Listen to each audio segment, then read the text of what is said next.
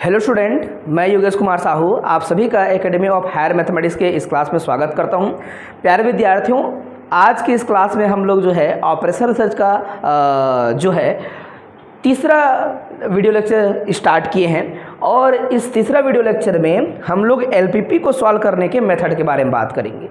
तो मेथड बाकी अलग होंगे जो कि अभी तक हम पढ़ा थे। ये जो अभी जो हम बताएंगे, आज जो पढ़ाएंगे वो पुराने वीडियोस में नज़र नहीं आएंगे। ठीक है, तो क्या इसको मुझे छोड़ देना चाहिए? मैं कुछ साल से बच्चों को बताता था और बोलता था कर लेना करके क्लास में सिखा देता था।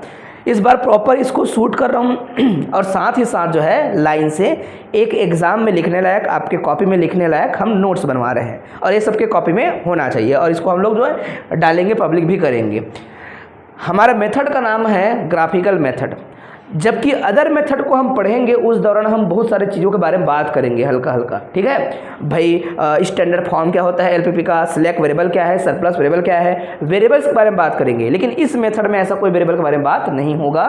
सीधा एलपीपी को सॉल्व करने का ग्राफिकल मेथड हम स्टार्ट कर रहे हैं। इसमें कोई अलग से बीच में कोई इंट्रोडक्शन नहीं है। ग्राफिकल मेथड 12वीं क्लास में जो है बच्चों को सिखाया जाता है और आप भी थोड़ा सा जानते हो, मैं मान के चलूँगा। पॉइंट समझ आना चाहिए आप लोग को और ध्यान से देखना क्योंकि कई लोग को बोर लगता है। तो देखिएगा, जैसे कि ये क्वेश्चन 2021-22 में पूछा गया है। क्या पूछा गया है? Use graphical method to solve the given LPP which is, आपको दिख रहा है ये। अब इस एलपीपी को सॉल्व करना है किससे? ग्राफिकल मेथड से। अब ग्राफिकल मेथड से सॉल्व करना है तो एक बात याद रखना है, मैं बाद में स्टेप लिखा हूँ, है ना, आप अपने तरीके से लिख सकते हो चाहे तो। देखिएगा, दो ही वेरिएबल जब हों तभी ग्राफिकल मेथड इस्तेमाल किया जाता है। एक वेरिएबल के लिए एक एक्सिस इस्तेमाल करेंगे, दूसरे वेरिएबल के लिए दूसरा एक्सिस इस्तेमाल करेंगे। ओके, ठीक। तो पहला मैंने क्या किया है, जो भी क्वेश्चन देख रहे हैं, क्वेश्चन को गिवन है करके आप पेपर में लिखेंगे। जगह अच्छा देगा तो आप बताएंगे, ज़रूर मेंशन करेंगे, नहीं है तो कोई दिक्कत नहीं, शुरुआत करेंगे आप लोग, है ना। लेकिन ऐसा बोलने से स्पष्ट दिख रहा होता है, बार बार आपको अपना पेपर को खोल खोल के देखना नहीं पड़ता कि कॉन्स्टेंट क्या है, क्या चीज़ क्या है करके फट से लिख दो पहले, है ना, ये गिवन है करके, देन सॉल्यूशन में चालू करो। तो सबसे पहले क्या करना है, आप लोग को कन्वर्ट करना है इनइक्वालिटी को किसमें? इक्वलिटी में, है ना। इक्वेशंस को इक्वेशन में, इनइक्वालिटी जितने भी हैं उसको इक्वेशन में चेंज कर देना है आपको, इक्वलिटी में चेंज कर देना है आपको। ये कांस्टेंट ही हैं, कांस्टेंट को ही चेंज करना है, इसका ये मतलब है। तो आप इसमें लेस देन है या ग्रेटर देन है, ये जो भी रहेगा हमेशा क्या करना है, उसको इक्वल कर देना है। तो कर दिया, दो इक्वेशन बन गए। यहाँ तक पहला स्टेप समझ आ गया, कोई दिक्कत नहीं है। हर क्वेश्चन में यही करेंगे, चाहे 3 कांस्टेंट हो, चाहे 4 हो, चाहे 5 हो, चाहे कुछ भी हो, वो आप चुपचाप ऐसे कर देना। कर लिया? फिर प्यारे बच्चों, आपको स्टेप नंबर दूसरा में क्या करना है, आपको पॉइंट्स फाइंड आउट करना है। पॉइंट्स तो बहुत सारे मिल सकते हैं, लेकिन आपको कुछ ऐसे पॉइंट्स निकालने हैं आसान तरीके से जो आपको समझ आए। जैसे हम लोग जो है ना 8वीं 9वीं 10वीं क्लास में जो है ग्राफ बनाते थे, है ना, जब निर्देशांक ज्यामिति पढ़ते थे तो हम वो बिंदु खींचते थे, बिंदु बनाते थे, है ना। ए बिंदु, ए में जो है x1, x2 या फिर x1, y1 जो भी बनाते थे, मैं ऐसे ही बोल रहा हूँ, आप जैसे भी बनाते थे वो अलग मामला है। तो इस इक्वेशन को बिंदु प्राप्त करने के लिए अगर आपको केवल पॉजिटिव पॉइंट ही रखना है तो हर बार में आपको नेगेटिव रखना नहीं है, जीरो शुरुआत कर सकते हो आप लोग। तो जैसे कि मैं इस इक्वेशन को सॉल्व करके मैं बिंदु प्राप्त करना चाहूँ, आप अपने इच्छा से बिंदु बता सकते हो। जैसे कि अगर x1 का वैल्यू कुछ रखोगे, x2 का वैल्यू आएगा ना। क्या रखना चाहिए? कोई भी आप बोल सकते हो, अपनी तरीके से कोई भी बिंदु बोल सकते हो, चलेगा। या फिर x2 का वैल्यू पहले रख लो, x1 का वैल्यू आप वो कर सकते हो। जैसे बच्चों x2 का वैल्यू 0 बोल दूँ, x2 का वैल्यू 0। जब मैं x2 का वैल्यू 0 बोलूँगा तो x1 का वैल्यू कितना होगा? 5। हाँ जी, क्योंकि ये ख़त्म हो गया ना यार। x2 का वैल्यू 0 पुट कर दिया गया है। हो सकता है बोलेंगे, देख यार, पहली बात तो ग्राफ बनाना होता है। इस लीनियर इक्वेशन में x1 x2 की वैल्यू आप इनफाइनाइट रख सकते हो। ये बात समझ आया? कुछ भी रख सकते हो, अपने तरीके से बहुत सारे रख सकते हो। एक ही इक्वेशन को सॉल्व करते हैं तब की बात है, क्योंकि ये ऐसा लाइन होता है जो कि ख़त्म नहीं होते। ये बात समझ आया? ठीक, चलो। अब अगर आप इसको 0 कर दो तो इसका वैल्यू मिलेगा। सही बात है कि नहीं? अगर इसका वैल्यू आप जो है क्या पुट कर दिए, 5, तो ये 0 मिल रहा है ना। अगर इसको आप 0 बोल दिए तो 5/2 ऐसे मिलेगा, है ना। और बुक में जो क्या लिया होगा वही सेम मैं जो चाहता हूँ वही है, ठीक है, कोई दिक्कत नहीं, कोई परेशानी नहीं है। आप अपने इच्छा से ये बात बता सकते हो। ये आप ऐसे भी तो बोल सकते हो ना, इसको 5/2, सबको समझ आया ना। गलती नहीं करना है क्योंकि यहीं से आपका ग्राफ बनेगा, नाम ही ग्राफिकल मेथड है भाई, ठीक है, सबको दिखना चाहिए ग्राफिकल मेथड, ये सब चीज़ें हो गया। दूसरे क्वेश्चन के लिए दूसरा काम करेंगे फिर से। चलिए दूसरा क्वेश्चन कौन सा है ये, इसमें तो और बात बहुत इजी तरीके से लिखा जा सकता है। और कोशिश कीजिएगा हमेशा 0 बोलने का। क्यों 0 बोलते हैं, एक को 0 बोलो दूसरा आंसर क्यों आएगा। देखो भाई, अगर ग्राफ ऐसा होगा जैसे मैं x को 0 बोलूँगा तो ये लाइन है, तो ऐसे बिंदु बनाऊंगा ना, ताकि इधर कहीं कोई मिले तो उसको शट से मिला दूंगा, और बीच में मिलता है तो फिर दिक्कत होता है।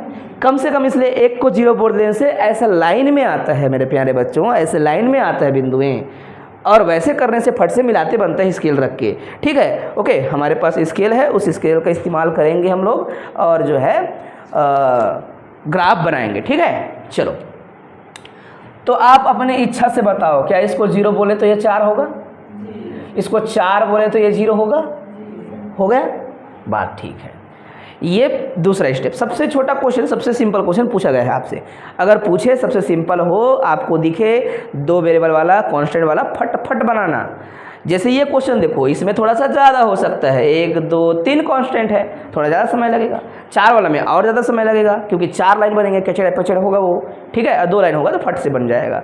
मैं जितना समझाना चाहता हूँ उसको स्टेप बाय स्टेप समझना। अब यहाँ पर हो सकता है कोई विद्वान आदमी बोले आपने फिजिबल रीजन नहीं समझाया, ये आपने ये नहीं समझाया, आपने ऑप्टिमम सॉल्यूशन नहीं समझाया, ऐसे कह दूंगा पहले से तो आप डर जाओगे। लेकिन जब हम पढ़ रहे होंगे, हमारा यूनिट कंप्लीट हो जाएगा, तो आपके दिमाग में एक एक वर्ड जो है सेव हो जाएंगे, किसे फिजिबल रीजन कहते हैं। मैं बीच में नहीं घुसाऊंगा उसको, हम पढ़ते हुए समझेंगे किसे फिजिबल रीजन कहा जाता है और सॉल्यूशन किसे कहा जाता है, कौन सॉल्यूशन है, हम वो खोजेंगे। और कहाँ दिखेगा वो, ग्राफ में दिखेगा।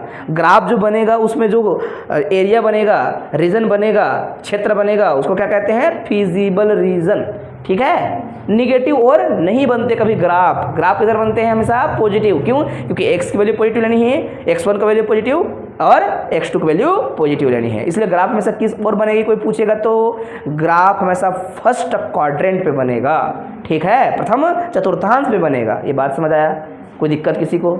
देखो भाई, आप लोगों के साथ मैं फ्रेंडली बिहेव करके मैं अच्छे से बता रहा हूँ, बात को अगर नहीं समझ पाया तो फिर गुस्सा आ जाएगा, ठीक है। उसको नोट करना है, दिमाग में सेट करना है, रिवीजन करेंगे, अभ्यास जितना करोगे उतना अच्छा आपका गणित हो जाएगा। तो मेरे प्यारे बच्चों, आप जो है चाहो तो पहले इन पॉइंट्स को लिख दो, फिर ग्राफ को बना दो, है ना। इसको ऊपर में लिख सकता था मैं, ठीक है। तो बताइए पॉइंट क्या क्या है। We can see that the extremum points in feasible region। अब feasible region में मैं इन रीजन को पहले बना भी देता हूँ, समझा भी देता हूँ। पहला x1 का वैल्यू क्या है, 5, ठीक है, x1 का वैल्यू 5, तो x1 का वैल्यू 5 तो y का वैल्यू 0, इसलिए मैंने ऐसा फट से कर ही दिया, कोई दिक्कत। चलो, अब यहाँ पर हमने 0 रखा है ना। जब भैया x1 का वैल्यू अगर 0 रखोगे तो x1 का वैल्यू 0 इस लाइन पे होते हैं, तो ये है फिर वो, ये पूरा लाइन है, फिर वो x1 का वैल्यू पूरा लाइन पे है हमेशा। y एक्सिस में x1 का वैल्यू क्या होता है, 0 होता है, और x का वैल्यू ऐसे बढ़ता है, समझ आया, ठीक है। y का वैल्यू ऐसे बढ़ता है। तो मेरे प्यारे बच्चों, ये पूरा लाइन जो है, अगर x का वैल्यू 0 लोगे तो आपको किधर पहुंचना है, 2.5। आप इनको क्या करेंगे, मिलाएंगे, मिला दें, फटाक से मिला देना है। और पेपर में कोशिश कीजिएगा ऐसे आप पहले उन क्वेश्चंस को ही अटेम्प्ट करें जिसमें आपको महारत हासिल है, जिसे आपने बनाया हो, उसमें आपका समय कम लगेगा।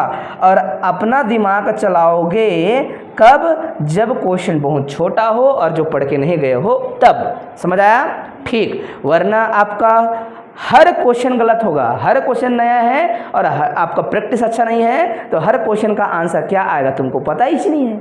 रट के जा सकते हो नहीं, कितने हजार क्वेश्चन है पता है? कम से कम 6000 क्वेश्चन से ऊपर क्वेश्चन है। पीछे पन्ना पलटा के आपको दिखाएंगे 6-7 हज़ार क्वेश्चन होगा। ठीक है, अब कैसे करोगे? फिर गड़बड़ हो जाएगा, फंस जाओगे, ऐसा काम नहीं किया जा सकता। ठीक है, अच्छा एक तो हो गया बेटा। इसको नाम देना है तो आप दे सकते हो नाम। ये आपका कौन सा है? x1 प्लस में 2x2 = 5 वाला लाइन। ठीक है, ओके। फिर आप जाएंगे इस वाले पर। आपने क्या पॉइंट निकाला है? पॉइंट अगर आप x1 का वैल्यू 0 बोलते हो, ये 0 वाला लाइन है, तो इसका वैल्यू कितना आता है? 4 आता है। y का y बोलना चाहिए या फिर x2 बोलना चाहिए, समझ आया? फिर अगर आप यहाँ पर क्या बोलते हो, y का वैल्यू 0 बोलते हो तो x का वैल्यू 4 रहता है। बात समझ आया? हाँ बोलो। मतलब दोनों जगह 4-4 ऐसा लेना है, ले लिए और इनको आप मिला देंगे, मिला दिया। ठीक है, पानी गिरता है तो रेन कोट पहनकर आना चाहिए, वरना एक एक चीज़ आपको इतना टॉर्चर करेगा पेपर में, आप जो है आपका हालत ख़राब हो जाएगा, है ना। लोगों को आना चाहिए, समझदारी होना चाहिए। ठीक, अब बच्चों हम यहाँ पर जो कट पॉइंट होता है ना दोनों का, उसको भी पॉइंट बनाएंगे। ठीक है, चलो अब ध्यान से देखो क्या क्या बिंदु है मिले आपको। ए है, सॉरी ओ है, आप इसको ए कहना चाहोगे तो ए कह दीजिएगा। ए को हम क्या लिखेंगे जी? 4 0, क्या लिखेंगे? इसको 0 0। ठीक है, इसको हम निकालेंगे। यहाँ ये बिंदु है, इसको आप क्या कहना चाहोगे? इसको बी कहो, इसको सी कहो। ठीक है, तो ये जो सी है आप अच्छा सा बनाइएगा, बड़ा सा, है ना। मैं सी बोल देता हूँ, सी और जगह आना चाहिए। क्या है जी ये? 0.2, 0 और 2.5, सॉरी। ठीक है, ओके। ये क्या है? 0.4। ठीक है, 0.4। मुझे ये जो रीजन दिखाई दे रहा है ना, जहां इंटरसेक्ट हो गए दोनों लाइन, उसको ही क्या बोलना है? हल्का सा आप पेंसिल में पेपर में बैठोगे तो, पेन में मत करना, ग्राफ को पेन में बनाना, लेकिन इसको जो है थोड़ा शेडो कर लेना। ठीक है, ऐसा छायादार बना देना इस प्रकार से, ताकि जो है समझने में जो है आसानी हो। ऐसा दिखाने के लिए है, ये ओवर है मान के चलो, ज़रूरत तो नहीं है, फिर भी फिजिबल रीज़न, इसको फिजिबल रीज़न कहेंगे। समझ आया बात?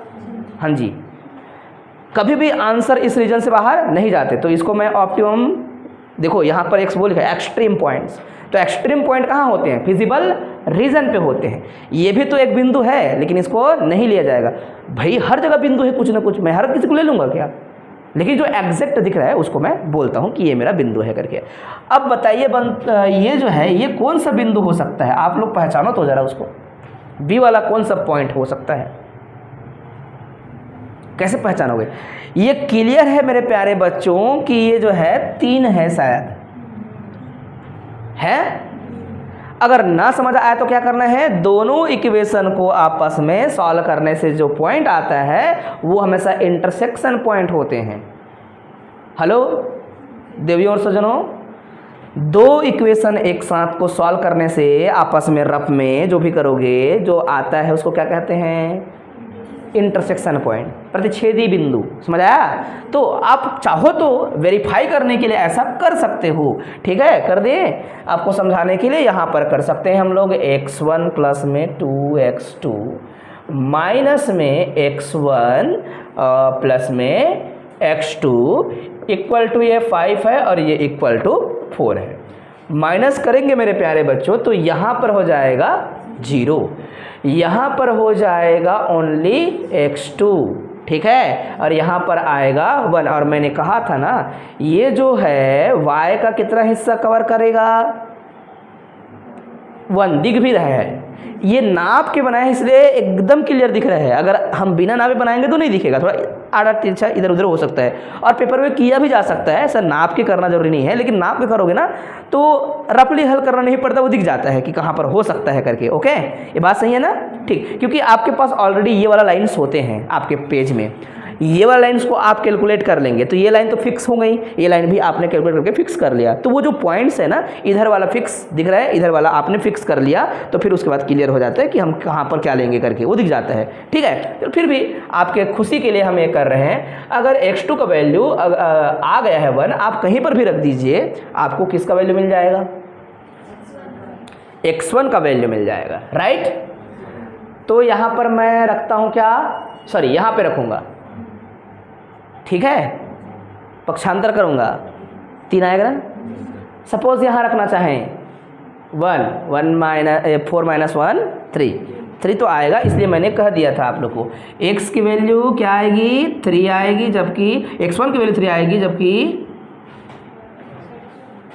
ठीक है x2 वैल्यू 1 है, फट से निकल जाएगा। अब यही बात यहाँ पर हमको बोलना था, तो ये जल्दी हो जाता है, आपको समझा रहे हैं इसलिए थोड़ा सा लेट दिख रहा है, और आप अपना कर रहे होंगे तो आप बात तो नहीं करोगे, लेकिन मैं कर रहा हूँ तो मैं करूँगा भी, बताऊँगा भी और बात भी करूँगा, इसलिए ऐसा लगेगा समय लग रहा है करके, क्यों, आपको ज़्यादा समझाना है करके। तो अब चलते हैं हम लोग, we can see that the extreme points in feasible region, है ना, फिजिबल रीजन ऐसा बोलने का बोल दिया। और वो पॉइंट्स क्या क्या है बेटा, आप जो है जीरो कभी नहीं लोगे, कोई सॉल्यूशन जीरो नहीं लेते, क्यों, कोई पूछेगा तो बताना। देखो भाई, जब ऑब्जेक्टिव फंक्शन में तुम सब चीज़ को जीरो कर दोगे तो तुम्हारा मैक्सिमाइज जेड तो खत्म जी, तुम तो ना तो लॉस ना तो प्रॉफिट, तुम कुछ भी नहीं किए हो, तुम तो छोड़ दिए, सारे काम ऐसे है, लेकिन छोड़ने से भी लॉस होता है, पता है ना। तो ये बात समझ आना चाहिए, आपको कभी भी आंसर को 0 0 नहीं लेना है, नहीं लेंगे, ठीक है। तो क्या है फिर पॉइंट, फिर भी चाहो तो लिख सकते हो, ओ मतलब 0 0 पॉइंट्स, फिर क्या है, ए मतलब बोलो, यस 4 0, फिर बी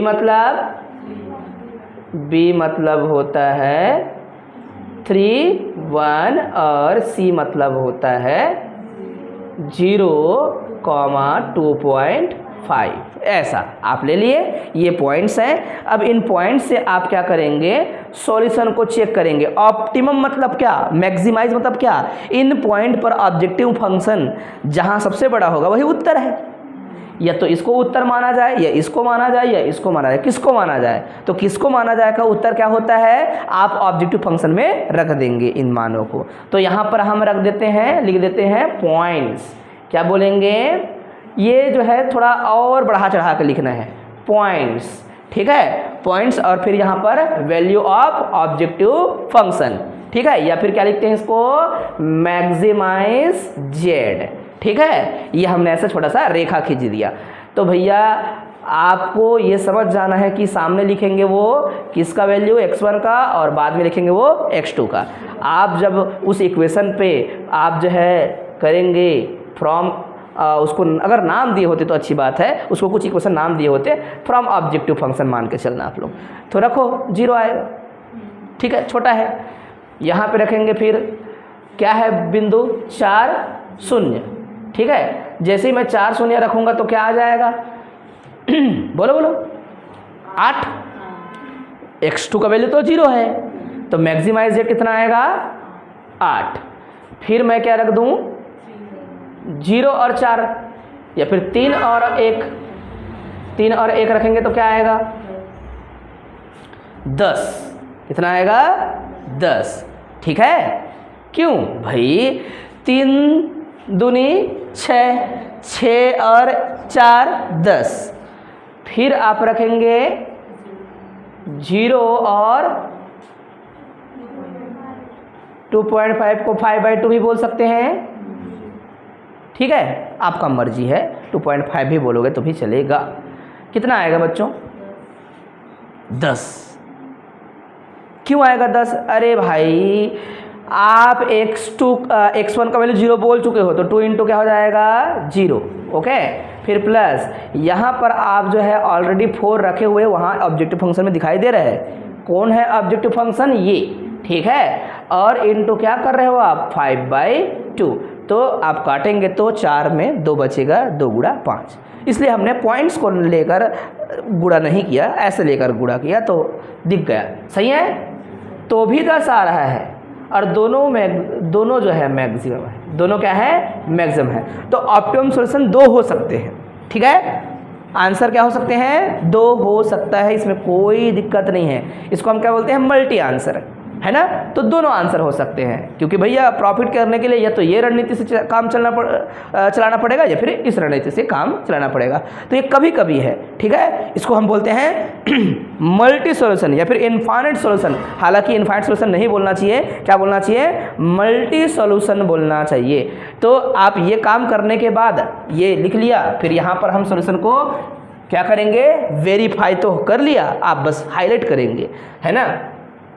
सो दैट या फिर दिस इज क्लियर बोल देना। जब आपको शब्द ना याद हो, अपने बातों को क्या करना हो, सबको इंक्लूड करना हो, तो मैंने हमेशा डायलॉग सिखाया है दिस इज क्लियर, है ना। और कुछ देख के कर रहे हो तो वी कैन सी दैट, ये सब बोलते हैं, ठीक है। सो क्या बोलना है? This is clear, this is clear, clear our optimum. अब ऑप्टिमम मतलब क्या होता है बेटा? उचित, है ना। ऑप्टिमम या तो लॉस क्या हो? बहुत ही कम हो, वही आपकी ऑप्टिमिटी है, या फिर क्या बोलेंगे? जो प्रॉफिट हो बहुत अधिक हो, ऐसा है। ऑप्टिमम सॉल्यूशन इज क्या है? x1 इक्वल टू, आप एक बार लिख दो, है ना। x1 इक्वल टू किस वाले को भी लिखिए बेटा? 3 और x2 इक्वल टू 1 और मैक्सिमाइज z इक्वल टू 10। और एक आंसर को ऐसा एक बार हाईलाइट कर लेंगे, फिर और करना है आंसर को ऐसे डब्बे में डाल देने का, ठीक है। या फिर क्या लिखेंगे? x1 का वैल्यू 0 और x2 का वैल्यू क्या है? 5/2 और मैक्सिमाइज z जो है वो भी क्या है? 10। मान लो बच्चों एक क्या आता? 11 आता है, ये तो बड़ा 11 ही है, 10 को लेने की ज़रूरत नहीं है। आंसर हमारा क्या होता? 11 वाला होता। समझ आया? मान लो किसी में यहाँ 17 आता, यहाँ पर क्या आता? मान लो 16 आता, तो 17 वाला आंसर एक ही है, एक लौता है। बात समझ आया? कोई दिक्कत किसी को, कोई प्रॉब्लम किसी को? तो कोई प्रॉब्लम नहीं होनी चाहिए। समझा पाया मैं? तो ये छोटा क्वेश्चन है, ये सॉल्यूशन हो गया। देखो कितना अच्छा है, और अगर पेपर में आ गया तो बहुत अच्छी बात है, हम अच्छे से कवर कर लेंगे इसको।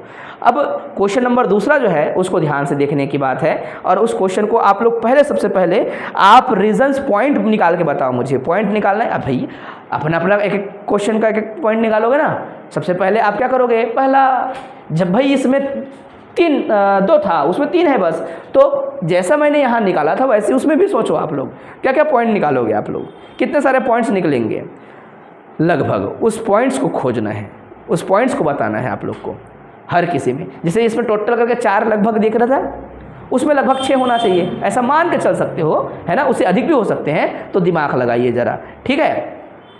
सोचते हैं हम लोग, फिर हम बताएंगे आप लोग। गणित ऐसे ही बनेगा, अभ्यास करते रहो। हमारा नेक्स्ट क्वेश्चन है जो कि 2023-24 में आया है। जो भी अलग यूनिवर्सिटी के बच्चे हमें देखते हैं, जानते हैं, कोई भी टेंशन लेने की ज़रूरत नहीं है। क्वेश्चन समझना बहुत ज़रूरी है, ठीक है। डाटा कुछ भी लिया जा सकता है, आप पैटर्न यही इस्तेमाल कीजिएगा जो कि हम अभी इस्तेमाल करें, सरल तरीका है ना। और कोई हाई फाई क्वेश्चन हो जो बिल्कुल ना बने, एकदम कठिन वाला, बिल्कुल हमें पूछा जा सकता है। समय सीमा है, जब तक यूनिट चल रहा है तब तक क्वेश्चन पूछे, उसके बाद जो है अपन नहीं बताते, है ना भाई। कोई 5 महीना बाद वापस आके पूछेगा तो अच्छा लगेगा? नहीं, तब तक हम अलग सब्जेक्ट पढ़ रहे हैं, हम तो पेपर बनाना चालू कर चुके होते हैं ना। तो वैसा नहीं होना चाहिए। आप जब पढ़ रहे हो तभी क्वेश्चन पूछो, वरना क्वेश्चन नहीं पूछना है, खुद क्वेश्चन सॉल्व करोगे, ठीक है। ठीक, चलो ये आपको क्वेश्चन दिख रहा है, पहले क्वेश्चन को पढ़ते हैं, बात समझते हैं। और यहाँ पर मान लो पूरा वही कथन लिखा हुआ है, use the graphical method to solve following LPP, जो भी है ना। करें वैसी, ये ग्राफिकल का है बेटा, क्वेश्चन मैंने लिखा नहीं पूरा, बस LPP को लिख दिया है, ठीक है। प्रश्न कहता है मिनिमम z है, तो ध्यान रखना है मिनिमम ही आना चाहिए आंसर, जैसे ये कही हो ऐसी करना है हरकत, ठीक है। अच्छा, -x1 प्लस में 2x2 subject to constant, -x1 plus में 3x2 less than equal to 10 एक कॉन्स्टेंट, x1 प्लस में x2 less than equal to 6, x1 minus में x2 लेस देन और इक्वल टू 2, एंड x1 और x2 जो दोनों होंगे वो क्या होंगे? पॉजिटिव होंगे। ये बात हमेशा याद रखेंगे। और सॉल्यूशन में स्टेप नंबर फर्स्ट में फिर से वही कहानी लिखेंगे, आप लोग कन्वर्ट करना है इनइक्वालिटीज़ को इक्वलिटी में, है ना, ये इक्वेशन में कर दिया वो आप लिखेंगे। मैं थ्योरी कुछ नहीं लिखूंगा अब, ठीक है। थ्योरी हमेशा एक क्वेश्चन में एक बार लिखा जाएगा, बाकी क्वेश्चन में कोई थ्योरी मैं नहीं लिखूंगा। आपके कॉपी में भी आप नहीं लिखोगे तो भी चलेगा, आप अपने एक क्वेश्चन में अच्छे से थ्योरी लिखो और दूसरा क्वेश्चन को ना लिखो, लेकिन पेपर में याद रखना है थ्योरी क्या लिखनी थी। कई बार क्या है कि हर क्वेश्चन में आप थ्योरी लिखे जाओगे, समय लगेगा, क्योंकि आपको हज़ारों क्वेश्चन सॉल्व करना है, इसलिए बोला मोटा कॉपी रखो, ठीक है। और हज़ारों बोलने का ये मतलब है प्रैक्टिस किया जा सकता है, उतना क्वेश्चन करना चाहिए, ऐसा नहीं बोल रहा हूँ भाई। अगर आप एक एक प्रकार के जो कॉन्सेप्ट है उसमें 55 क्वेश्चन अच्छा से करते भी हो ना तगड़ा से, जो पेपर में आए हुए हैं उनको काफ़ी है, कोई दिक्कत नहीं है, आया बात समझ। लेकिन एक पैटर्न याद होना चाहिए कि क्या थ्योरी चिपकानी थी, बाकी को आप रफली करते रहो, कोई भी करो, कोई दिक्कत नहीं है। अपने कॉपी में जगह देना है सभी क्वेश्चन को, अभी शॉर्टकट जगह दो। चलो, तो मैं ये जितना सारा चीज़ बोला उतना समय में लिख लेता, लेकिन फिर भी आपको बाकी दिन टेंशन ना आए करके मैं इतना सारा चीज़ बता रहा हूँ। चलो, हो गया इतना। सबसे पहले क्या करना है बेटा, आप लोग को स्टेप नंबर 2 फॉलो करना है। इसको मिटा देते हैं और पूरा मिटा देते हैं, है ना, ज़रूरत पड़ेगा। तो सबसे पहले फ्रॉम इक्वेशन कहाँ से, 1 से, ठीक है, 1 से हम कुछ पॉइंट्स ले लेते हैं, ऐसे ही बना लीजिएगा। अगर मैं इक्वेशन नंबर जो फर्स्ट था उसको मैं सॉल्व करना चालू करूं, तो क्या मैं इसको ज़्यादा अच्छे तरीके से दिखाने के लिए x1 को पॉजिटिव बना दूं, इसको ऐसे ले आऊं तो जल्दी दिखेगा। हेलो, अगर मैं ऐसे कर दूं मेरे प्यारे बच्चों, इसको इधर ले जाऊं, इसको इधर ले जाऊं, तो x1 इक्वल टू क्या आएगा, x1 इक्वल टू आप क्या लिख पाएंगे, x1 इक्वल टू आप लिख पाएंगे 3x2 माइनस 10। सुंदर दिखेगा, फट से हल करते बनेगा। अगर आप बार बार x2 को वैल्यू रखते जाएंगे, x1 का वैल्यू आता जाएगा। हाँ जी, हाँ जी, बिल्कुल मेरे प्यारे बच्चों, अगर आप x2 का वैल्यू 0 कर लोगे तो x1 का वैल्यू -10 आता है, ये बिल्कुल नहीं होगा। नीचे में टिक लगा देना, कट, ये नहीं है पॉइंट्स, ये नहीं लिया जाना चाहिए, क्योंकि कोई भी वैल्यू निगेटिव नहीं होना चाहिए।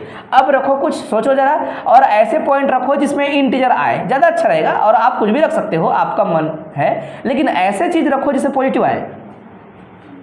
x2 का वैल्यू ऐसे चीज़ रखो जिससे पॉजिटिव आए। किसी बच्चे ने कहा 2 रखो, अरे भाई साहब 2 रखोगे तो 2 तिया 6, अब भैया निगेटिव ही रहेगा। 3 रखो, 3 रखेंगे तो क्या आएगा, 3 तिया 9, निगेटिव ही है। 4 रखो, ऑब्वियस सी बात है। तो मेरे प्यारे बच्चों, इसको 4 रखोगे, 4 तिया 12 और 10 कम कर दोगे तो आएगा 2, ठीक है। अब देखिएगा, अब क्या करेंगे, 4 के बाद 5 रख सकते हो, और क्या है, हाँ जी, 5 तिया 15 है ना, और 15 में आप वो कर दोगे बेटा, 10 घटा दोगे तो कितना बचेगा, 5, 5, 5। ये दोनों पॉइंट है, दोनों पॉइंट है, समझ पाए जी। कोई दिक्कत किसी को, कोई परेशानी नहीं है। और कोशिश कीजिएगा सारे पॉइंट्स जो है ना इंटीजर हो तो ज़्यादा अच्छा है। इंटीजर मतलब क्या, कोई बटे सटे में नहीं होना चाहिए, है ना, इंटीजर का ये मतलब है। कुछ बच्चे ऐसे होते हैं जिनका इंटरेस्ट तो होता नहीं एमएससी में, है ना, या फिर मैथ्स में होता नहीं, लेकिन चलो बीएससी हो गया तो एमएससी करेंगे करके, है ना, पूरे देश में, है ना। अभी मैं इस क्लास की बात नहीं कर रहा हूँ, ये बात याद रखिएगा। जो हमें ऑनलाइन देखते हैं उनके बारे में बात कर रहे हैं, है ना, हमारे यहाँ कॉलेज में पढ़ते हैं उनके बारे में बात कर रहे हैं। कुछ ऐसे बच्चे ज़रूर होते हैं जो चलो ये नहीं है तो वो कर लें, और अच्छी बात है भाई, खाली रहने से ज़्यादा अच्छा है कि सीखा जाए। और सीखने के लिए हम क्या कर सकते हैं, धीरे धीरे धोखा खा करके सीख सकते हैं, है ना, लेकिन इंटरेस्ट बनाना पड़ता है, बना लो तो ज़्यादा अच्छा है। तो इंटीजर नाम बोल दिया, वो सारा पूरा हिंदी मीडियम एकदम पट्टे वाला, तो वो जो है बिल्कुल भी क्या बोलेगा, ये दादा इंटीजर मतलब इतना भी छत्तीसगढ़िया हिंदी मीडियम मत बनो, आपको समझ तो आना चाहिए, है ना। इंटीजर मतलब क्या होता है बेटा, इंटीजर मतलब सभी जो है वो पॉजिटिव इंटीजर बोलूँ तो पॉजिटिव इंटीजर का मतलब होगा 1 2 3 4 5 की बात हो रहा है, 0 हो सकता है, निगेटिव नहीं होना चाहिए। पॉजिटिव इंटीजर बोलूँ तब की बात है। ये हो गया, आप लिख दिए। फिर से आप क्या कर सकते हो, फ्रॉम बोलिए इक्वेशन नंबर 2 वी गेट भी बोल दो तो भी चलेगा। अब भाई आप ऐसे पक्षांतर करके रखोगे तो भी आपका काम बन सकता है, ऐसे पक्षांतर करके काम करोगे तो ही बन सकता है। अगर 2 ही पॉइंट चाहिए आपको, जब भी इक्वेशन में आपको ऐसे हरकत करना होता है, मैं बोलता हूँ 1 को 0 बोल दो भाई, इसमें कोई कंफ्यूजन नहीं है। अगर x1 को 0 बोलोगे तो x2 को वैल्यू 6 आएगा, और इसको 6 बोलोगे ये 0 आएगा, हो तो गया, और क्योंकि लाइन मिलाते बनेगा ना, मेरे को लाइन मिलाने से मतलब ना, क्या समझ पाए बात को। बीच में कहीं इंटरसेक्ट करेगा, उसको ढूंढना है तो ढूंढ लेंगे, हो जाएगा, ढूंढ लेते हैं हम लोग आसानी से। करें हम लोग, ओके आगे बढ़ते हैं। इसमें कोई कंफ्यूजन नहीं होना चाहिए था, उस वाले में भी थोड़ा सा समय लग सकता था समझाने के लिए, इसलिए ऐसा कहा मैंने। फ्रॉम इक्वेशन नंबर क्या बच्चों 3 वी गेट अगेन, है ना, वी गेट पॉइंट्स, जो भी बोलना है बोल दो ना, अपने शब्दों का प्रयोग कीजिएगा, इसमें मुझे कोई आपत्ति नहीं है। आप यहाँ पर आइए, आप x1 का वैल्यू 0 नहीं बोल सकते, क्योंकि x1 का वैल्यू 0 बोलोगे तो x2 का वैल्यू -2 आएगा, नहीं लेने का, नहीं लेना है ऐसा।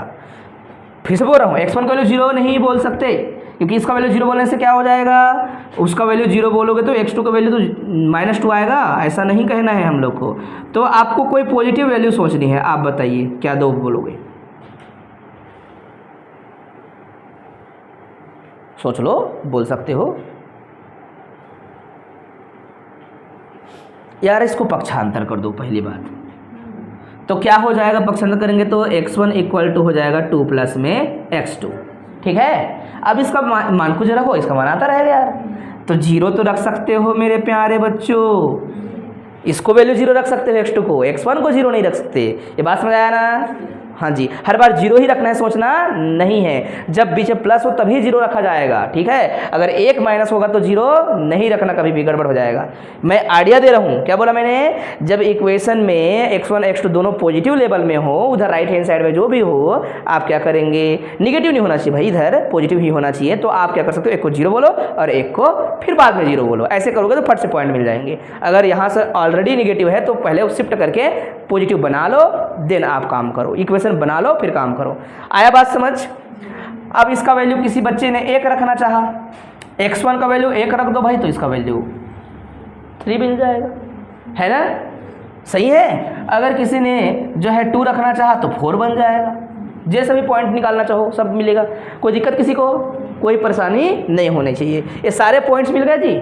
तो सबसे पहले यहाँ पॉइंट्स हाईलाइट करेंगे, नहीं, पॉइंट्स हाईलाइट करने से समय लग जाएगा, उससे पहले हम क्या करते हैं, पॉइंट्स को हाईलाइट करने से अच्छा ग्राफ बना के पॉइंट हाईलाइट करना चाहिए, उससे दिखता अच्छा है ना। तो ग्राफ बना दें, ठीक है, यहाँ पर ग्राफ बनाते हैं, उसको ध्यान से देखना, ग्राफ को समझने का प्रयास करना और पॉइंट्स को बताना भाई अच्छे से, जैसा हम लिखते हैं वैसे सिस्टमेटिक बता देना, पॉइंट्स जो भी होंगे उनको। चलो ग्राफ बनाते हैं, ग्राफ किस प्रकार से बनाना चाहिए देख लेते हैं हम लोग। सबको दिखना चाहिए ग्राफ, यहाँ लिखता हूँ, थ्योरी नहीं लिख रहा हूँ, ओके।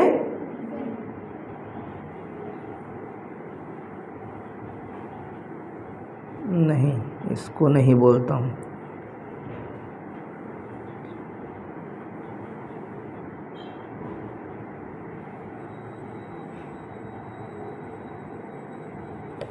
पेपर में भी ऐसा थोड़ा किया करो, हाँ, इससे क्या होता है फट समझ आता है, बाद में बिंदु बनाने से अच्छा है ऐसे कर दो साथ ही साथ, ठीक। उसके बाद उल्टा ऐसे चालू करता हूँ इसको,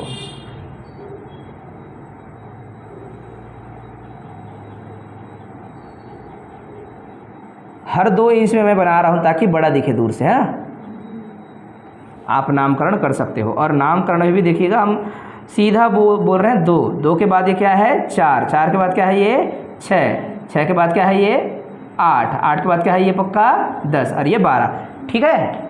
ये है 2, ये है 4, 6, 8 और ये 10, ठीक है।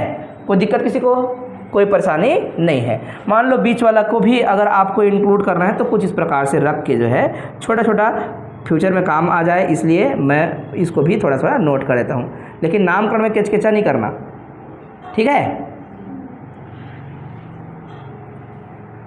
चलो ये जो है हमारा ग्राफ लगभग तैयार हो गया, ग्राफ बोल रहा हूँ, ग्राफ पेपर बन गया, ग्राफ तो भी प्लॉट करेंगे, ठीक है जी। चलो अब बताओ किस लाइन को पहले खींचूं,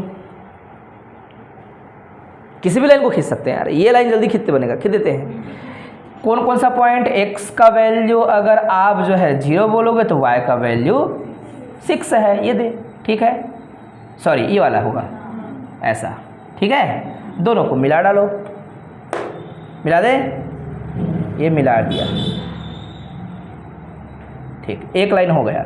इस लाइन को बाद में हाईलाइट करना है तो ऐसे इधर हाईलाइट कर देना। अगर इधर नहीं दिखता, ज़्यादा लफड़ा लगेगा, जगह आपके पास है, समय है, तो लिख दीजिएगा क्या कौन सा पॉइंट है, x1 प्लस में x2 इक्वल टू 6 वाला लाइन को आपने ड्रा किया हुआ है। ओके, नाउ इसको ड्रा करना चाहिए, कर सकते हैं हम लोग। x1 का वैल्यू 2, x1 का वैल्यू 2, तो x1 का वैल्यू जब 2 है तो x2 का वैल्यू 4, ठीक है। तो यहाँ पर ऐसे कहीं पे मिलता होगा शायद, है ना, बोलना पड़ेगा, ऐसा खींचना पड़ेगा, ऐसा लगभग, है ना जी। हाँ, पक्का यहीं पे आ ही रहा है, दिख गया, कर लीजिएगा। मैं अच्छा बने करके मैं ये सब चीज़ कर रहा हूँ, मान लिया, मुझे पता है, ठीक। ये पॉइंट से एक मिला है। और दूसरा बताओ, 5 5 5 5 किसे कहा जाएगा, कोई बताना चाहोगे? यहाँ से जाओगे और यहाँ से जाओगे, लगभग जो है 5 5 को इस लाइन में मैं खींच देता हूँ 5 5 को, मान लेते हैं सही जाएगा, ये वाला बिंदु है। समझ आया देवियों सज्जनों? मान लेते हैं ये वाला बिंदु है, चलो, ताकि खींचते बनेगा ऐसा। ये खींचना नहीं था यार, आया बात समझ? ठीक, 2 पॉइंट्स मिल गए। अब 2 पॉइंट मिल ही गया है, तो 2 पॉइंट मिला तो फिर उसके बाद इसको ऐसा खींचने का प्रयास करना चाहिए हम लोग को, लाइन को। हाँ जी, नहीं समझ आया?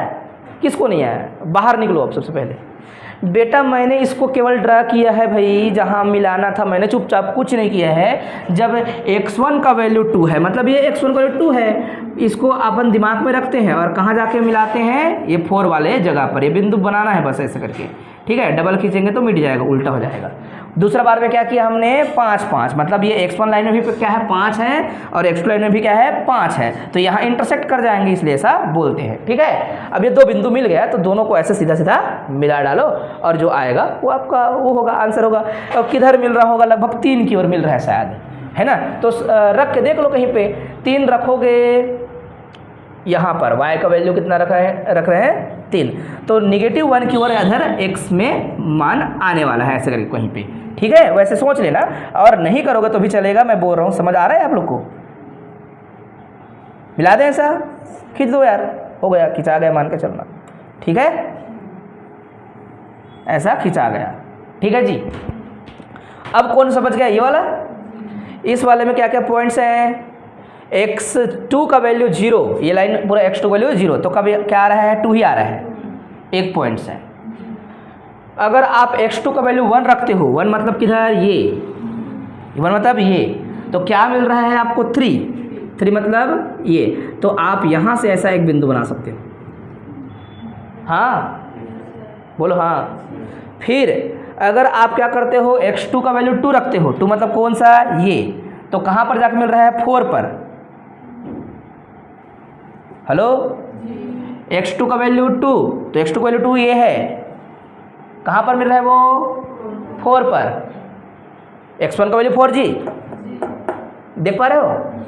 फिर से देखो, x2 का वैल्यू 0 मतलब x2 का वैल्यू 0 किधर है, पूरा लाइन है, x2 का वैल्यू 0, तो x1 कितना मिल रहा है 2, ठीक है, दिखा। फिर x2 का वैल्यू 1 मतलब ये वाला लाइन ऐसा, तो कितना मिल रहा है 3 किधर है, x1 का वैल्यू 3 ऐसा यहाँ पर ऐसा, तो ये जो बिंदु होगा वो कौन होगा, बिंदु समझ आना चाहिए आप लोग को, वो जो है ना बिंदु 3 1 है, ठीक है। फिर बिंदु कौन सा है, कोई पूछेगा तो आप जो है x2 का वैल्यू 2 रखते हो, तो x2 का वैल्यू 2 रखते हो तो x1 का वैल्यू 4 आता है। उल्टा भी तो कर सकते हो, 4 रखो तो क्या कहाँ पे ऐसा खींचना है, ऐसा खड़ी जाके नंबर 2 तक जाके खींच के छोड़ देना है। अब इन बिंदुओं को मिला लो यार, मिला दे। कहाँ बनेगा, कैसे बनेगा, आपको टेंशन लेना नहीं है, ठीक है, टेंशन लेना नहीं है और चुपचाप मिला देना है, ऐसा करके इस प्रकार से मिला दिया। अब ना बच्चों ये बात समझना है, ये रीजन होगा, ये होगा, ये होगा, कौन सा होगा? किसे आप रीजन कहेंगे? जिसमें तीनों लाइन, तीनों कॉन्स्टेंट क्या हो, जब रीजन बनाते हैं उसी को फिजिबल रीजन कहते हैं। फिर से बोल रहा हूँ, इसमें केवल 2 लाइन रीजन बना रहे हैं ऐसे करके, और वो भी बाहर की ओर, ठीक है। आपको इधर बनाना है, अंदर की ओर बनाना है, और आपको जो है इस प्रकार से जज करना है। इसमें 2 लाइन है केवल शामिल, इसमें 2 लाइन है केवल शामिल, इसमें 3 लाइन है, लेकिन ये इधर की ओर जा रहा है, वो अलग दिशा में हो रहा है, तो ये अंदर की ओर यहाँ से जो बनेगा वो फिजिबल रीजन होगा, ठीक है। अच्छा, अब फिजिबल रीजन में आप वो बना लो यार, आप कट बना लो। ये आपके पास क्या हो जाएगा, ए, ये बी, ये सी, और यहाँ पर क्या होगा, डी, ठीक है। ए बी सी डी 3 है तो इतना, 4 होता तो और कचरा बनता है ना, और फटाफट बन जाएगा। इतना तो समझदारी रखो, क्योंकि आपने ये जो छोटे काम है ना यार, ये 9वीं 10वीं तक कर लेते हैं। इतना समझदारी आपको दिखाना पड़ेगा, प्रैक्टिस करना पड़ेगा घर में जाके, ठीक है। वो फटाफट कीजिएगा, और आप नाप के करेंगे तो समय कम लगेगा। कहने का मतलब जल्दी हो सकता है आंसर पहचानने में, ठीक है। चलिए, अब आपके पास जो पॉइंट्स हैं उनके बारे में हाईलाइट करना चाहें तो कर देना। पॉइंट्स क्या क्या हैं यहाँ बोले होते मान लो, ठीक है, और जो थ्योरी के साथ जो बोलते हैं वैसे बोले होते तो एक बिंदु 0 0 तो हमेशा होगा। एक बिंदु ए, बोलिए ए को क्या बोलोगे जी, ये ए है ना, बोलो जल्दी। 2 0 क्या है बेटा, 2 x में, और x1 का वैल्यू 2 और x2 का वैल्यू 0, ये लाइन पूरा 0 पहचानना था, इसलिए मैं शुरू में बोल दिया था। उसको दिख रहा है, ये दे, यहाँ पर क्या कहीं से भी लिख सकते हो आप ए बी सी डी, इसलिए जो है ना पहले से बिंदु को नामकरण नहीं किया जाता, ये रीजन बनने के बाद जो है ए बी सी डी बोलते हैं, तब अच्छा दिखता है, ठीक है। ओके, और वो कुछ भी हो सकता है, पक्का ये कौन सा है पता है, ये वाला आप कर रहे हो, ठीक है, इसको ए बोले हो, वहाँ से ए नहीं बोले हम लोग। अब ये वाला जो है क्या है बेटा, ये तो हमारा हो गया 2 0। ये वाला क्या होगा, ये जो पॉइंट्स हैं, ये जो कटा हुआ है, किसको पता है इसके बारे में? वेरी गुड, वो कौन सा है, ये जो है 4, x1 का वैल्यू 4 और यहाँ पर x2 का वैल्यू 2 वाला है, ये दे, ठीक है जी। सी वालों को बताओगे कोई?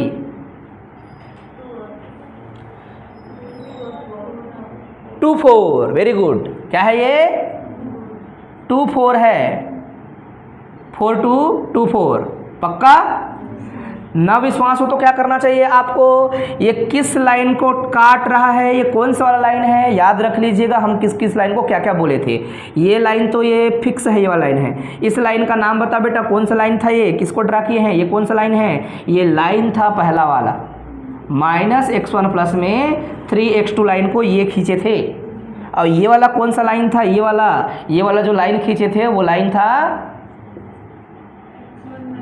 x1 minus x2 equal to 2। अच्छा, कहीं कोई मिस्टेक कर दे क्या? ओके, ये तो सही ड्रा किए हो, ये भी सही ड्रा किए हो, कोई मिस्टेक नहीं है, ठीक है, कहीं पे कोई मिस्टेक नहीं है। तो ये वाला पॉइंट निकालने के लिए क्या करेंगे जी, जो ये आपस में इंटरसेक्ट कर रहे हैं उन्हीं 2 समीकरण को आप क्या करेंगे, हल करेंगे, सॉरी इनको हल करेंगे तो आपको पॉइंट मिल जाएगा, है ना। लेकिन दिख भी रहा है, फिर भी मन की संतुष्टि के लिए x1 प्लस में 3x2 इक्वल टू कितना था, 10। हाँ जी, कौन सा लाइन को काट रहा है भैया, इस लाइन को काट रहा है यहाँ पर, तो आप उसको हल करेंगे आपस में।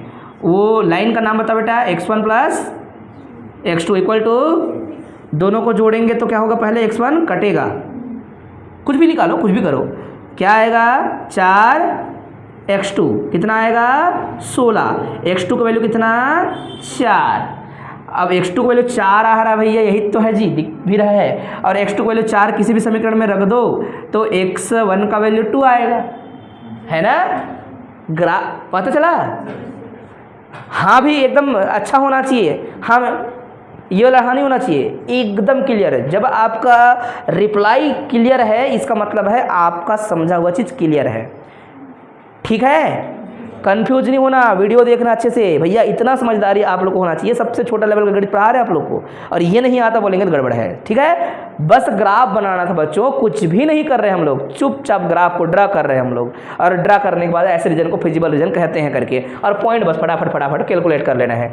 ये 1 2 3 तो हो गया जी। अब ये वाला बेचारा, तो ये वाला कौन सा पॉइंट था, आपको याद रहना चाहिए। ये वाला पॉइंट क्या है, ये वाला पॉइंट क्या है बेटा,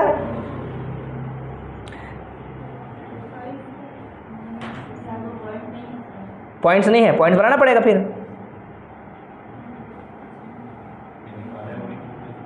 कहाँ पर निकाले? x2 का वैल्यू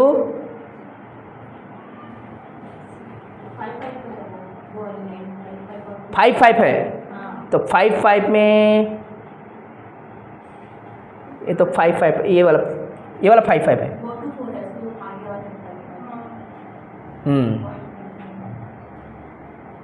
ठीक है, ये तो 5 था ऐसा, वो अलग है, उसको हमको नहीं चाहिए ये वाला पॉइंट्स।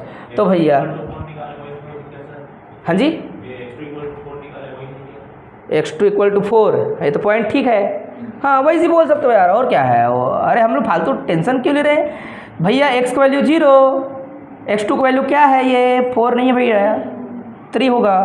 तो कौन सा लाइन में करना है, किस लाइन को आपस में सॉल्व करना है, बोलेंगे इस लाइन को सॉल्व करना है। इस लाइन का नाम क्या है, सबको पता है ना? इस लाइन का नाम क्या था बेटा? ये वाला था, = 10। ओके, किसका वैल्यू 0 रखना है उसमें, बोलो x का वैल्यू। ठीक है, x का वैल्यू क्या रख रहे हो, 0। देखो ना लाइन को, वो भले उसमें नहीं है डब्बे में, ठीक है, डब्बे में हो या ना हो, लेकिन हमको जरूरत पड़ेगा भैया, क्योंकि ये कॉर्नर बन रहा है और कॉर्नर का नाम क्या है, D। ओके, तो D जब कॉर्नर बन जाए तो वहाँ डब्बे में ना हो तो भी क्या करना पड़ेगा, उसको सॉल्व करके लेना पड़ेगा। तो मेरे प्यारे बच्चों, ये लाइन दिख रहा है, x का वैल्यू 0 हो जाएगा, तो आपको यहाँ पर जो वैल्यू मिलेगा ना, x2 का वैल्यू आएगा 10/3। और 10/3 का मतलब कितना होता है, 3 दशमलव कुछ लिखेंगे आप लोग, 3 × 9 3 आएगा। और बचा 1, मतलब फिर से क्या आएगा भैया, 3 आएगा। फिर क्या आएगा, 3 आएगा। तो 3 4 बोलो, और चलता रहेगा 3 4। तो ये आपस में कहीं पे है बेटा, ठीक है। कितना है वो, 3.33, मतलब 3 तो है नहीं, 3 से थोड़ा ऊपर। देखो ये दूरी दिख रहा है, यहाँ बीचों बीच होता तो 3 होता, थोड़ा ऊपर है। ओके, बढ़ो आगे। ठीक है, बात समझ आ गया, दिमाग में रख लीजिएगा, ऐसे ही रख लीजिएगा। इसको ऐसे बोल दो ना बेटा, इसको 0 बोलो और क्या बोलो, 10/3। हमको इतना चाहिए यार, हमको नापना नहीं है भाई, नापना नहीं है, हमें क्या चाहिए होता है, पॉइंट चाहिए होता है। हो गया बात। ये समझाने में समय लगा, अगर मैं आपके जगह होता तो बहुत फास्ट कर रहा होता। फिर से सॉरी, x1 + में x2 = 6 लाइन था। वीडियो दोबारा देखेंगे, अच्छे समझेंगे, ठीक है। हमने कोई फालतू काम नहीं किया है, बस आपको समझाया ज़्यादा, इसलिए थोड़ा सा समय लग गया, जबकि मुझे जल्दी कंप्लीट करना था इसको। ठीक है, ठीक, चलो यहाँ पर बोलेंगे पॉइंट्स, यहाँ पर होगा क्या, मिनिमम z। ओके, उनके बारे में लिखना है तो लिख दें, a के बाद क्या, ये इसको नहीं लेने का, इसको लेने का, इधर गया, क्यों, समझ आया ना। जब आपका 3 लाइन है तो हमेशा 4 रेखाएं दिखेंगी। एक तो खुद ये लाइन 5 होंगे, ये 3 अपना खुद का, और ये जहाँ इंटरसेक्ट करेंगे तो ये बनेगा ना अलग से, तो ये तो अपना, ये तो रहेगा ही रहेगा। ठीक है, इस प्रकार से मैं समझाने के लिए ऐसा कह रहा हूँ। तो देखो भाई, A बता दिया, B बता दो, B क्या है 4 2, C बता दो 2 4, ठीक है, और D बता दो 0 10/3 बोल दो, सीधा सीधा। ठीक, अब जिसमें आ जाएगा मिनिमम वही आंसर है। फिर चलो, सबसे पहले क्या रखना चाहेंगे आप लोग, 0 0 बोलेंगे, O 0 0। तो O 0 0 में तो क्या होगा बताइए, क्या रहे, जब आप ऑब्जेक्टिव फंक्शन को देखोगे तभी तो समझोगे ना, 0 आता है, उसको कोई लेता भी नहीं लेना होता। ठीक है, और आप ऐसे करके ऐसे कट मार सकते हो, आंसर नहीं है करके, ऑप्टिमम सॉल्यूशन नहीं है, जो मिनिमम होगा उसको लेंगे, ये तो हो सकता है मैक्सिमम होगा। चलो अब दूसरा बोलो, ये O लिख देते हैं, फिर यहाँ पर A लिख देते हैं। A के बाद क्या बेटा, 2 0 2 रख दो, रखो ऑब्जेक्टिव फंक्शन को रफ में यहाँ लिख देते हैं भैया। ऑब्जेक्टिव फंक्शन है मिनिमम z = -x1 प्लस में 2x2। ओके, ठीक है, चलो 2 रखो तो क्या आएगा, -2। 2 रखोगे x1 का वैल्यू तो क्या आएगा, -2, ये तो हो गया 0। हाँ जी, ठीक। नंबर तीसरा है बिंदु, वो क्या है 4 2। ओके ठीक है, 4 2 जाएंगे तो आ जाओ यहाँ पर अपने आप को संतुष्ट कराने के लिए -4 प्लस में 2 इंटू 2, क्योंकि आपको x1 का वैल्यू क्या लेना था 4 रखा तो -4 बना, 2 इंटू x2 का वैल्यू कितना रखना है 2 रखना है, अभी भी क्या आ रहा है 0। ये दोनों आंसर हो ही नहीं सकते, ठीक है। सी में क्या है बेटा 2 4 रखेंगे तो क्या आएगा बताइए ज़रा, पॉजिटिव आएगा, ठीक है। 2 4 रखेंगे तो ये -2 यहाँ पे रखेंगे x का वैल्यू और x2 का वैल्यू इधर रखेंगे तो हो जाएगा 2 इंटू 4 रखना है x2 का वैल्यू, तो कितना आ रहा है 8, मतलब यहाँ 6, तो ये हमारा क्या है 6 है। फिर इसी प्रकार से डी में क्या आएगा बेटा, हाँ जी डी में आप लिखेंगे 0 और 10/3, तो यहाँ पर चेक कर लेते हैं। तो x1 का वैल्यू 0, x1 का वैल्यू 0 तो गया 0, प्लस में 2 इंटू 10/3, ओके।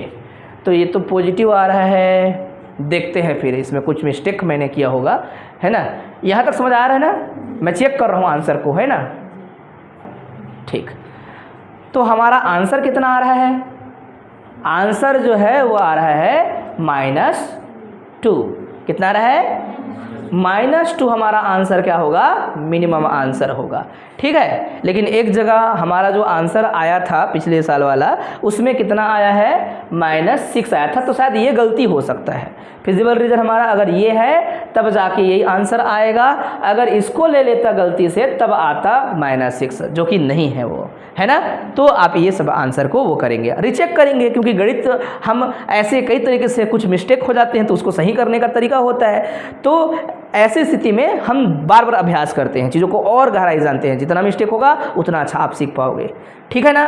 तो आंसर क्या लेना था बेटा, मिनिमम लेना था। एक बार हाईलाइट करेंगे अपने आंसर को, 2 होगा तो 2 लेंगे आप लोग, 2 मिनिमम नहीं, 1 मिनिमम 2 बार आया हो तब लेंगे, ठीक है, अलग अलग पॉइंट के लिए, ठीक है। तो ये हमारा आंसर हो जाएगा, क्लियर है, ओके।